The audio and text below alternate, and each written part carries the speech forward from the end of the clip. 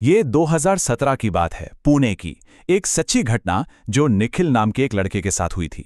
और देखिए, ये कहानी कुछ ऐसी है जो दिमाग को ना पूरी तरह से हिला कर रख देगी और ये सोचने पे मजबूर कर देगी कि भाई हम जो अपनी रोज की जिंदगी में देखते हैं, जो महसूस करते हैं, क्या वो सच में होता भी है या नहीं।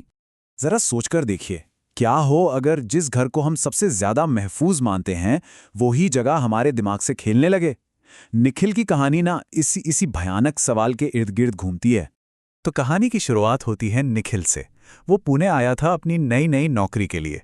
सब ठीक चल रहा था, लेकिन फिर एक छोटी सी बहस हो गई और उसके पीजी के मालिक ने उसे अचानक से बाहर का रास्ता दिखा दिया। अब सोचिए, नए शहर में सिर पे छत नहीं, हालत काफी खराब थी।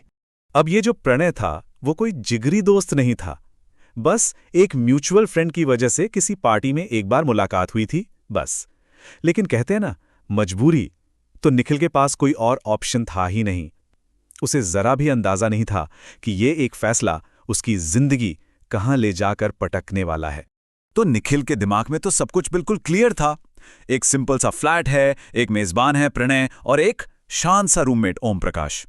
उसे लगा चलो भाई, कुछ ही दिन की तो बात है, कट जाएंगे। लेकिन उसे क्या पता था कि जिस हकीकत को वो समझ रहा है वो हकीकत है ही नहीं।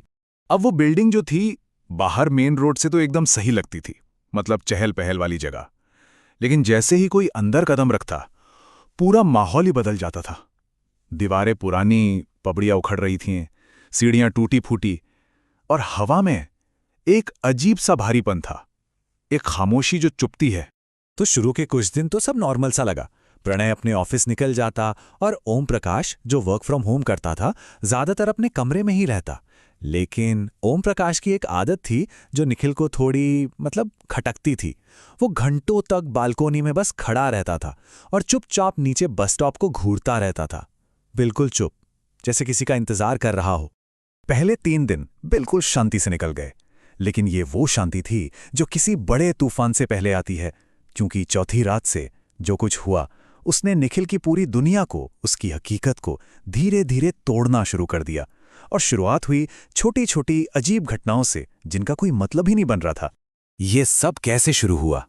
पहले एक छोटी सी अजीब बात से, और फिर वो धीरे धीरे एक बहुत ही डिस्टर्बिंग पैटर्न में बदल गया। पहले तो सुबह उठकर बैल्कनी का दरवाजा खुला मिलना, फिर सामने वाली वीरान बिल्डिंग पर किसी को देखना, और फिर ठीक उसी तरह ओम प्रकाश का बैल्कनी में जाकर खड़ा हो जाना। हर नई घटना पिछले डर को और भी ज्यादा बढ़ा रही थी। तो जब निखिल ने यह बात प्रणय को बताई, उस परछाई के बारे में, तो प्रणय के चेहरे का तो रंग ही उड़ गया। वो साफ साफ डरा हुआ लग रहा था। लेकिन ओम प्रकाश, जो उसी कमरे में बैठा था, उसने कोई रिएक्शन ही नहीं दिया, जरा सा भी नहीं, जैसे उसने कुछ सुना ही ना हो। और यकीन मानिए, ये खामोशी किसी चीख से भी ज्यादा डरावनी थी। अगली सुबह निखिल ने हिम्मत करके ओम प्रकाश से पूछ ही लिया, लेकिन उसने तो साफ मना कर दिया। बोला, नहीं, मैं तो सो रहा था, मैं क्यों जाऊंगा। पर जिस तरह से वो बोल रहा था ना, उसकी आंखों में एक अजीब सा खालीपन था। निखिल समझ ही नहीं पा रहा था कि ये लड़का झूठ बोल रहा है या इसे सच में ही कुछ याद नहीं है। और फिर वो रात आई जिसने सब कुछ पलट कर रख दिया। निखिल अपने बिस्तर पर लेटा हुआ था और अचानक उसे महसूस हुआ कि अंधेरे में कोई उसके ठीक बगल में आकर बैठ गया है। कोई आवाज नहीं, कोई आहट नहीं, बस एक मौजूदगी, और वो ओम प्रकाश था। उस अंधेरे में ओम प्रकाश की आवाज ने निखिल के रोंगटे खड़े कर दिए। उसने ये भी कहा कि वो तो यहां कई सालों से रह रहा है। अब ये बात सुनकर निखिल का दिमाग घूम गया, क्योंकि प्रणय ने तो कहा था कि ओम प्रकाश बस कुछ महीने पहले ही आया है। कौन सच बोल रहा था? और फिर उन आखिरी पलों में निखिल को ऐसा लगा जैसे कोई उसे अपने वश में कर रहा हो। उसका सिर भारी होने लगा, और ठीक तभी ओम प्रकाश की वो हंसी गूंजी जो किसी इंसान की लग ही नहीं रही थी। और बस निखिल की आंखों के आगे अंधेरा छा गया। जब निखिल की आंख खुली तो वो उस फ्लैट में नहीं था। उसकी हकीकत पूरी तरह से बिखरने वाली थी। जो कुछ भी उसने पिछले 1 हफ्ते में जिया था, वो सब अब एक बहुत बड़ा सवाल बनने वाला था। सोचकर देखिए कितना अजीब होगा। आप बिल्डिंग की सीढ़ियों पर उठते हैं, फ्लैट में नहीं, और आपका सारा सामान जो बिखरा पड़ा था वो अब एकदम कायदे से आपके बैग्स में पैक है। ये कैसे हो सकता है? किसने पैक किया ये सब? और तभी उसे मिला पहला सबसे बड़ा झटका। वो शख्स ओम प्रकाश, जिसके साथ निखिल एक हफ्ते से रह रहा था, जिससे वो डर रहा था, वॉचमैन के हिसाब से वैसा तो कोई उस फ्लैट में रहता ही नहीं था, मतलब उसका कोई वजूद ही नहीं था। लेकिन कहानी अभी खत्म नहीं हुई थी। अरे असल खौफ तो अभी सामने आना बाकी था। कुछ हफ्तों के बाद एक ऐसी मुलाकात हुई जिसने इस पूरे धोखे के पीछे का भयानक सच सामने लाकर रख दिया। हुआ ये कि कुछ हफ्तों बाद निखिल को विमान नगर में प्रणय दिख गया, असली प्रणय। निखिल ने सोचा कि आज तो वो सच जानकर ही रहेगा, और उसने प्रणय को रोककर अपनी पूरी कहानी शुरू से आखिर तक सुना डाली। और प्रणय का पहला जवाब क्या था? कौन ओम प्रकाश? यार मैंने तो ये नाम कभी सुना ही नहीं। बस वही जवाब जो वॉचमैन ने दिया था। निखिल के तो पैरों के नीचे से जैसे जमीन ही खिसक गई। और फिर आया वो सच जो किसी भी डरावने सपने से ज्यादा खौफनाक था। प्रणय ने बताया, मैं तो पिछले 15 दिन से अपने घर, अपने होम टाउन में था। फ्लैट पर तो ताला लगा हुआ था।